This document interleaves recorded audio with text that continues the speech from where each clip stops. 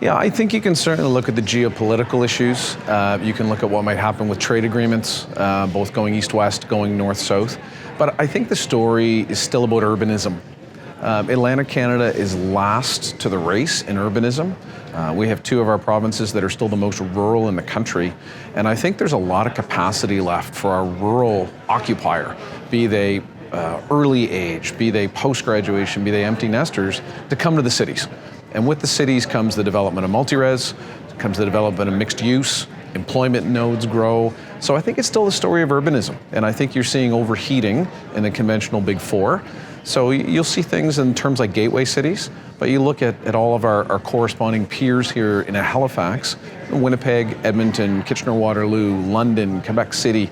All those same things exist here in Atlantic Canada, but I think our urbanism pace is going to pick up quite aggressively and make it even more appealing from an investment class than it's been over the last couple of years. I think the biggest impact is cash flow or capital flows. There is a wall of capital looking for real estate. It's looking for yield. It's looking for income growth over the next 20 years. I think the demographics, the political situation in this country, and including in Atlantic Canada, is terrific relative to the rest of the world. And people are looking for safety, they're looking for security, and then they're looking for income growth. So for me, that capital is coming, and it's importantly, people need to note, it's coming to Atlantic Canada. You're seeing foreign investors, you're seeing pension funds, you're seeing REITs getting more comfortable with these smaller markets because they are looking for places to get yield and growth. And so I think that's the biggest change in real estate, is just what the capital is looking for.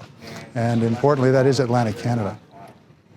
Well, you know, the challenges of business generally are, there's always challenge, there's always opportunity. In our business right now, one of the biggest risks or challenges is the trade agenda. So, you know, we've signed, as a federal government, we've signed a number of trade deals with various countries around the world, but then we look at other countries where there's some volatility. So let's look at Brexit as an example.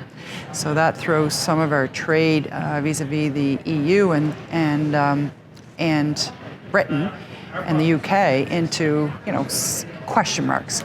Then we look at the Canada-China relationship, and, you know, I worry about lobster as an example, which is a very important export to Nova Scotia, and it's a very important product which is shipped through the Port of Halifax.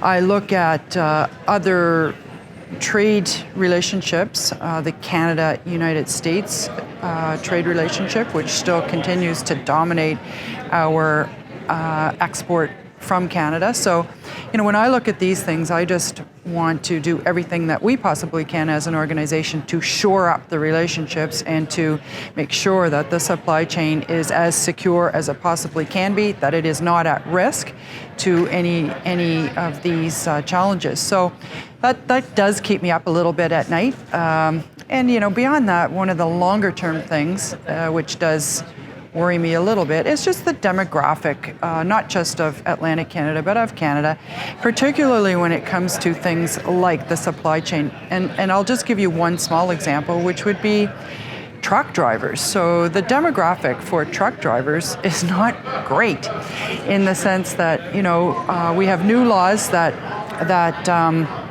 restrict hours of operation for a truck driver, and we have an aging demographic for truck drivers. So those two things mean that there are fewer truck drivers. On the good side, we have technology that one day soon will bring autonomous vehicles to the supply chain. But that's not tomorrow. So we have to be very mindful of the new technology, which will help us, but we got to get there. And so these are the kinds of things that I think about and look at as challenges, and then trying to find the solutions. So the next 12 to 24 months, you know, the demographics is increasingly a big issue. But for us, in the multifamily sector, actually is playing to our advantage. What we're seeing is we have an older demographic here in Atlantic Canada, so a lot of them are selling their homes and actually looking for apartments as a means for housing. So that's been a big win for us.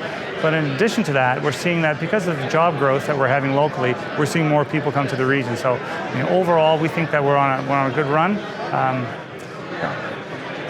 And we need it. When you take a look at human capital right now, there's an absence of not an absence, pardon me, but more not enough skilled labor, and we need more skilled labor, so to see others come to this region would be fantastic.